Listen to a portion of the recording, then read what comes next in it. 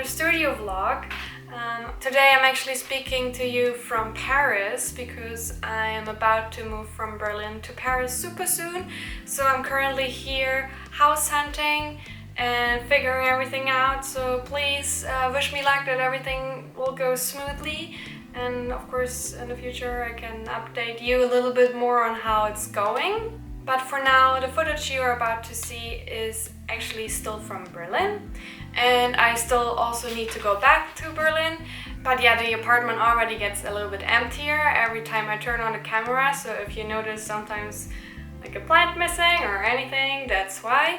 I hope you'll enjoy the video anyways. And I'll be popping in and out every now and then with a voiceover. And I'll see you at the end of the video.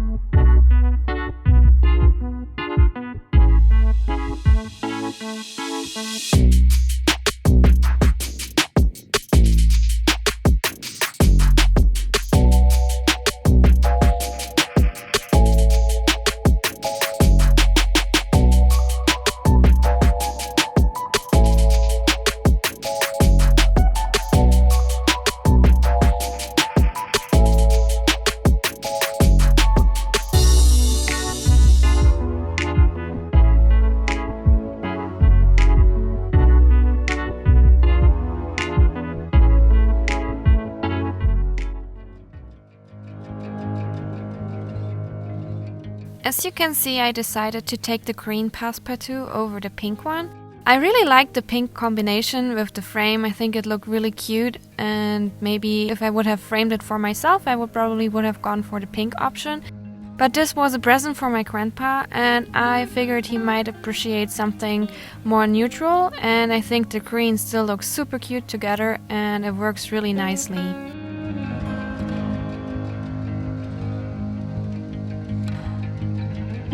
Also, you can see that I'm taking out the glass from the frame, and I actually always do that.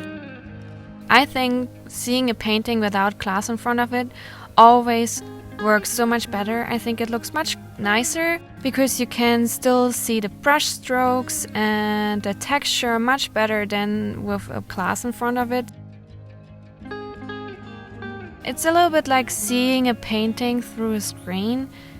While it's still good to see it at all, I think it's so much nicer to see a painting in real life and interact with it and taking it in without something between you and the painting.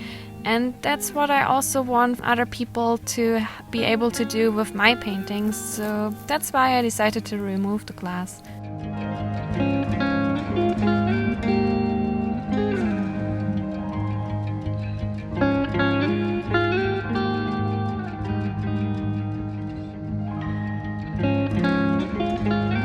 Also a little bit about the painting itself. This was the first plein air I did back in 2019, and that's why it's also kind of really close to me, because though it's not the most exciting painting and I think I could have done it much better now, it just kickstarted the whole plein air thing for me. I love doing plein airs by now so much. And I think it has some really nice qualities to it, and that's the most important thing about it after all. And yeah, back then I was not used to painting with oils outside, and now I do it a lot, and I can totally recommend that. Try it out.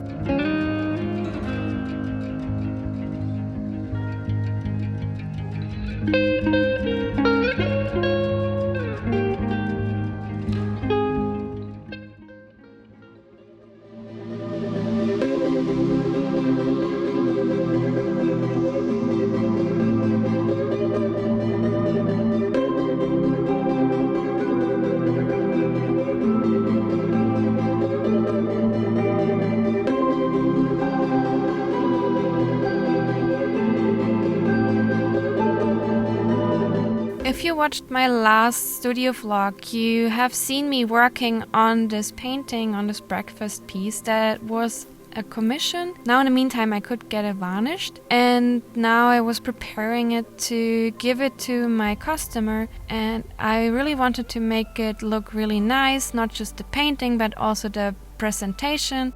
Therefore I DIY'd a little transportation box or booklet, or I don't know how you actually would call this.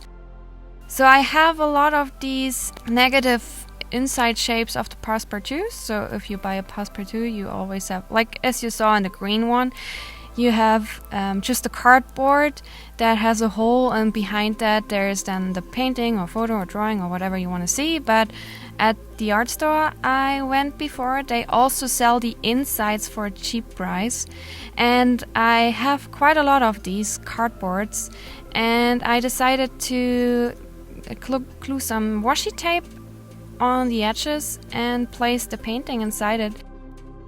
I think it worked out really well. I think it looks pretty cute.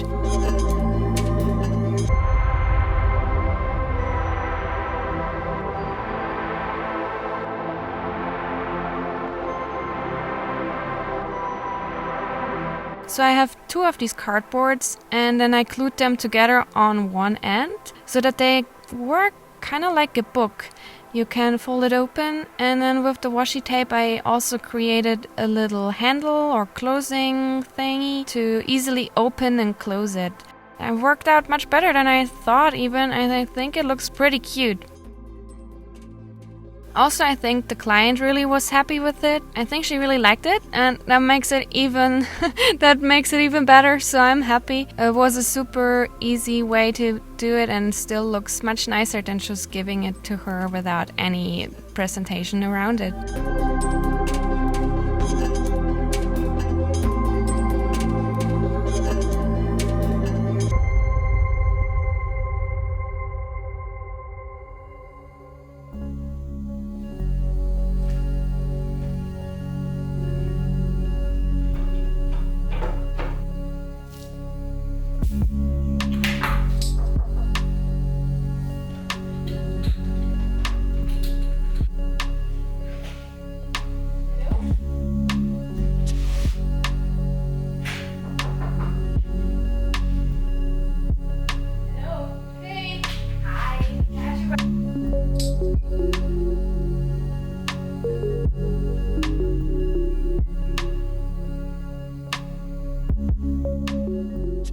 Lately I've been feeling a bit insecure and unsure where to go with my art. I think because of my upcoming move across countries, I feel really spaced out and am often unsure what to do. It's really hard for me lately to focus on art, and I, on top of that, feel like I need to work more on really figuring out what my art should be and how it should look like. That's already an ongoing process for over a year now, that I try to work on that, and yeah, it's hard. It's really difficult, and I end up just doing little studies, which just feels like productive procrastination, which could be worse really. But I have some ideas, but then I always feel like I don't have the mindset, I don't have the space. I have some ideas that would require me to work on bigger scale, but now because of the move I don't even think I should start anything big, and yeah, now I'm even not in Berlin anymore right now, so that makes it even harder. But I think it's also okay. I should acknowledge that moving is a bigger deal than just going there and then you're done. There's a lot that comes along with it, and I'm sure once I'm done with the move, it will get better. But for now, it's just what it is, and I still try to experiment a bit, and I've been really enjoying drawing more with colored pencils. These polychromos I use a lot. I think they're really fun to draw with. They're a bit more creamy and really rich colors.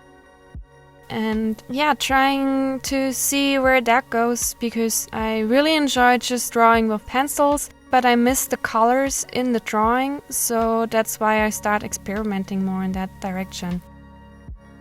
Let me know how you're doing with these kind of things. I find it so hard to switch from just practicing over to real art making and producing your artwork and figuring out what your own voice can be. It would be super interesting to hear your thoughts on that. I guess I should just not be as hard to myself and accept that change takes time too, and just enjoy the things I'm doing currently and value them for what they are.